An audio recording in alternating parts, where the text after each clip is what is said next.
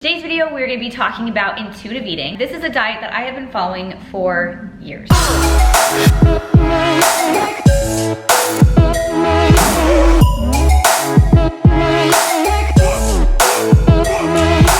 What's going on YouTube? Welcome back to my channel, and for today's video, instead of doing a vlog, I know I've been kind of doing like these sit down talks more recently, but it's fun to just sit here and talk to you guys to the camera and talk about different topics. Today's video, we're gonna be talking about intuitive eating. This is a diet that I have been following for years. It does really well for me. I love it, I enjoy it. I never feel starved. I don't have to track every single thing I eat, and it works for me and it works for my lifestyle. Is it for everyone? Probably not. Some people prefer different types of diets or ways of life. That's what intuitive eating is. It's not really like a diet. I mean, it is a diet, like I'll call that something. I'm like, oh yeah, my diet's intuitive eating, but it's like a way of life. Namaste. I eat when I'm hungry, I stop when I'm full. What I've done for shows is like you kind of have to pay attention to macros. Basically, like what I've always done for myself is intuitive eating, and that's how I lost a good amount of weight that I had gained. It is how I've really enjoyed living my life because you don't have to track anything. You do want to pay attention though. So that's the thing, is like every intuitive eater is different. The way that I do it, I'm an intuitive eater. I eat when I'm hungry, I stop when I'm full. And I do pay attention to macros, but I don't track everything. I don't count everything. I shoot for like at least 100 grams of protein, and then the rest goes to carbs and fat, and I intuitive eat with that. So one day, like I'll eat more carbs, and one day I'll eat more fat. So it just kind of like depends on like what my body is wanting that day. Because it kind of sounds silly, like, oh, in terms of your body and but it works, guys. And I feel like now lately it's becoming more and more popular to do like healthy intuitive eating and being in touch with your body and like listening to your body, and that makes me so happy. So anyways, I wanted to share some like key principles that I read from a book. Let's talk about the principles of intuitive eating. Reject the diet mentality. No more yo-yo dieting, no more starving yourself, no more eating 0 carbs, 0 fat, 0 protein, 0 everything. Tastes like nothing. What is this? This is nothing. It's grass. You know those detox teas that tell you, hey, drink this tea and you can eat anything you want, but really you end up sitting on the toilet for like a week feeling miserable. I need the toilet! I need the toilet! Oh, God, I need the toilet!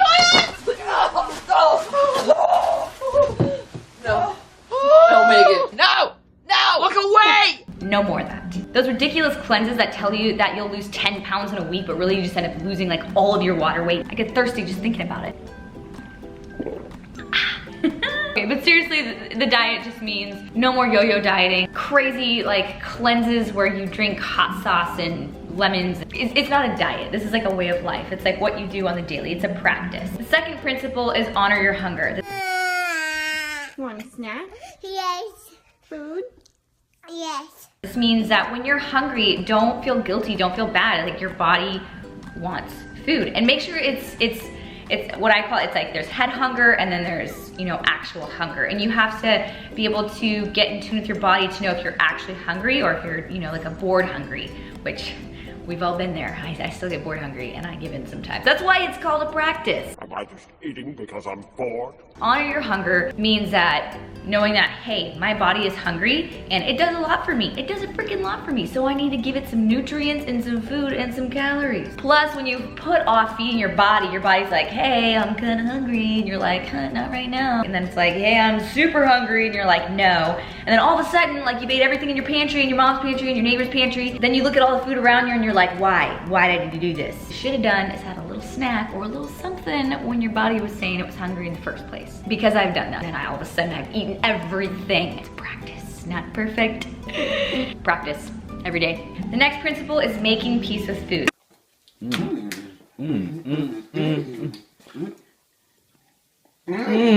So when you see food, do not look at it as like numbers and calories and fat and all this stuff.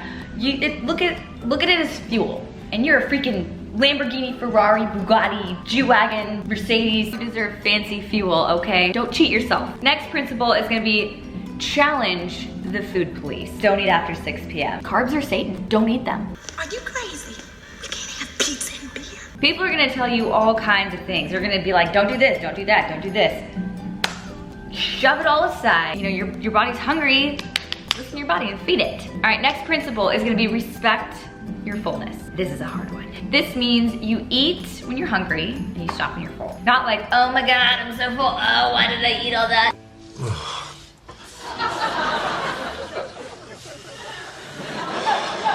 No, like 1 to 10, right? And 10 is just like you're full. You're like, I cannot surpass this 10. You shall not pass! I would say eat like a 7. So this means like you eat till you're full, but not like uncomfortably full. A 7 is good, maybe an 8 or 9. Every once in a while it might be a 10 if it's Thanksgiving or a certain holiday, or your boyfriend broke up with you, so you need some extra ice cream. It's okay, it's not the end of the world.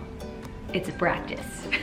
And if you do overeat, it does not mean that you failed. It doesn't mean that you have to skip your next meal. It doesn't mean you say, oh man, I failed. Now I'm just gonna have to redo my diet tomorrow.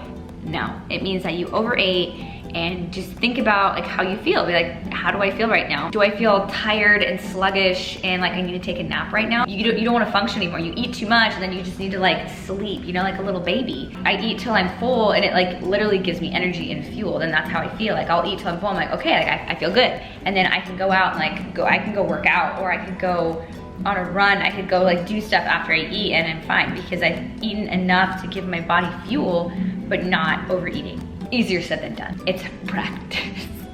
Discover the satisfaction factor. Being an intuitive eater means that you are becoming in tune with your body, your mind, and like what it needs, what it actually needs. Just gonna get some water. This water tastes just like cake. Like a lot of people will eat in autopilot, right? They'll say, hey, it's lunchtime. I brought my lunch. I'm gonna eat every single thing that I brought because I have 30 minutes of like eating lunch. Of course, I'm gonna eat everything on my plate. We don't stop to think like, oh, okay, well, I'm full. I don't need to eat the whole thing on the plate. Or maybe you get distracted by a movie. You ate all the popcorn, the whole drink, the candy, your boyfriend's candy, the friend's candy. Usually scary movies will do that to me. I get nervous, okay? I stress eat.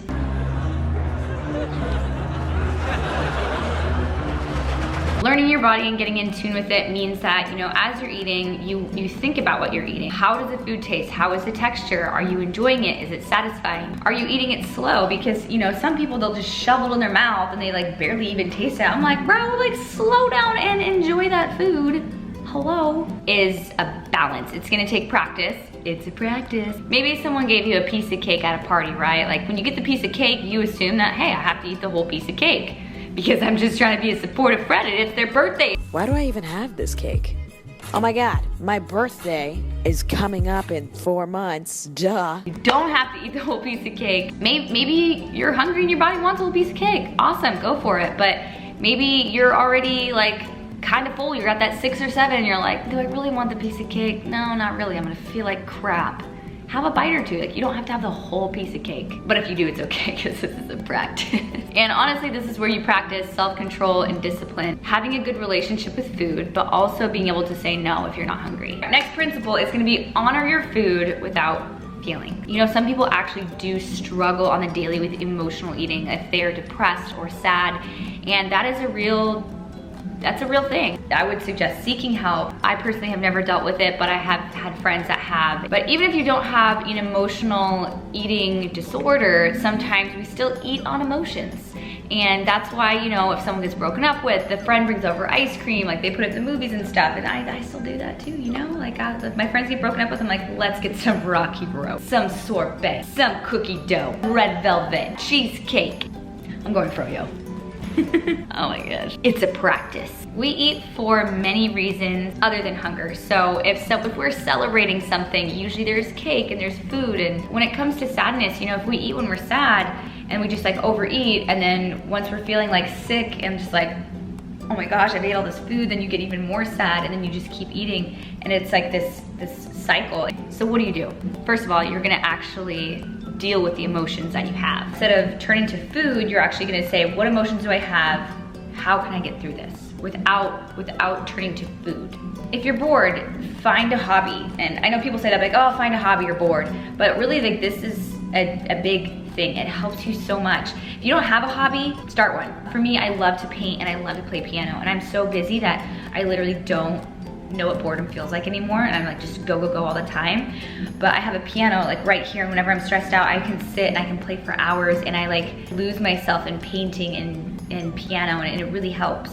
And instead of turning to food, I turn to like music and art. If you're sad, allow yourself to cry. You are allowed to cry. You're allowed to feel these emotions, and maybe write down your thoughts in a journal, dealing with like these emotions that you're getting, whatever you're going through. Seek out other people that are going through what you're going through. Maybe a friend, even a therapist. You can talk to a therapist, or you can take it out in the gym. So go to the gym, throw some weights around, jump on the treadmill, run as fast as you can. It helps with anger and being upset and all of that. It helps a lot. I've done it quite a bit. I'm like, I'll go to the gym and just get mad at the weights and just, and then I just come home, I'm like, I'm feeling good most of the time. So practice. All right, next principle is gonna be respect your body. How it looks right now. I don't care if you are just starting your journey, or if you are halfway to your journey, or if you've finished your journey. You look at yourself and you see all these flaws, or what you think are flaws.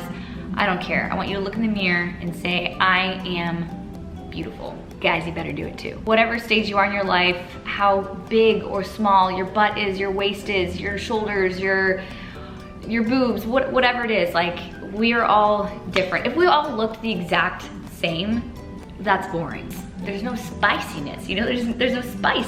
Accepting yourself how you are right now is very important, because a healthy mind and a healthy body go together. Like peanut butter and jelly, rock and roll, donuts and coffee, meat and taters, precious. Precious. Respecting your body means giving yourself realistic expectations. Do not give your body unrealistic expectations, like eating asparagus and fish for every meal. Ya nasty? Respecting your body is not as easy as it sounds. It's an ongoing, yes, practice. You work at it every single day, and it's not always easy. You're gonna have weak moments. You know, surrounding yourself with positive people makes such a big difference. I can't tell you how much of a big difference it makes, is spending time with people that have a positive outlook on life. Negativity attracts negativity, and positivity breeds more positivity. And I am such a big believer in that. You need to spend more time with people that positively influence your life. Next principle, exercise. I have exorcised the demons. Exercising should not be a punishment. If you are going to the gym and you're lifting weights and you hate your life, then stop. Let's actually look up the definition of exercise. Engage in physical activity. This does not say that you have to go lift weights or go run 20 miles a day. Find something that you enjoy doing, especially if this is the beginning stages of your journey. So maybe you like to swim. Maybe you like to dance salsa. I know I did. If you absolutely hate going to the gym or running 15 miles on the treadmill a day, or going to that class where everyone's in sync and doing the whole like core thing, and like you're just like out of sync and the teacher keeps singling you out. If you just want to lay down in child's pose. Now, you all heard me say if you want to be in child's pose, but that's okay. Just Because I've been there a lot. I'm just not coordinated. Because I did not like weights in the beginning. I thought they were so boring. I did not want to have anything to do with it. I started like dancing salsa, and I would go and dance for hours, like Thursday, Friday, Saturday. I started going to CrossFit, and I started doing things that made me more comfortable and I enjoyed more before actually going to the gym and lifting weights and doing that. So it was kind of like a transition into it, or just learn to love it. Exercise goes hand in hand with intuitive eating, because it's part of the, you know, respecting your body. All right, the last principle is gonna be honoring your health. What to eat. I'm an intuitive eater, and I'm craving a large cheese pizza. I'm gonna eat the whole thing because my body is saying that. A lovely cheese pizza just for me. Intuitive eating is about what makes your body feel good. So when you're eating food, does a large cheese pizza all to yourself really make your body feel good? No. What your body is wanting, so what your body is craving. So like maybe you're craving sugar and you're gonna eat fruit. Like not only does your body want sugar from the fruit, but then it's gonna make your body feel good. Whereas if like maybe you crave a donut, like I freaking love donuts. You eat a donut and you feel like crap afterwards. You picked wrong. So nutrition isn't a one size fits all, especially, you know, some people are gluten intolerant, some people are lactose intolerant, some people are diabetic. So what they eat on a daily basis is gonna be different. So let me tell you what I eat and what intuitive eating is for me. So my way of eating is trying to eat as natural and whole food as possible. You guys know me, I do struggle with, you know, being allergic to all nuts and most fruits besides lemons and limes, and some vegetables. So I have to be really careful when it comes to my body and, you know, what it craves. So majority of my diet, whenever I am cutting or I'm being strict, is gonna be whole and natural foods. I try to eat as natural as possible, but I don't neglect the pasta, I don't neglect the donuts and stuff, because that's a big thing, you know? Some people think that they have to eat healthy and they're not allowed to have any type of like sweet or treat or dessert or anything like that. And that's where you get burnt out, guys. Like, try to eat as whole and natural as possible, but I'm still gonna have like a bite of cake or 2 or 3 little bites of cake, or I'm gonna have like a little mini donut or whatever I'm gonna have, and it's okay. I'm not gonna beat myself up about it because those things are delicious. I've practiced intuitive eating for years and I've become very in tune with my body. So that is what I have for you guys for intuitive eating. So I hope that kind of helps kind of open your eyes to what intuitive eating is. It's not like this is intuitive eating. Everyone's is different. The main concept is eat when you're hungry, stop when you're full, listen to your body and what it needs. Just being in tune with yourself. Eating nutrients that your body needs and wants versus, you know, just junk food all the time. So people think of intuitive eating like, okay, so I can eat whatever I want, whenever I want. It doesn't exactly work like that. You wanna eat whole natural foods. You wanna eat like healthy. You wanna give your body vitamins and nutrients, and that's what your body's asking for. Thank you guys so much for watching. Make sure to give the video a thumbs up, comment, subscribe, all that fun stuff. Let me know whatever kind of videos and topics y'all wanna see on my channel. And I'll see you in the next one. Bye.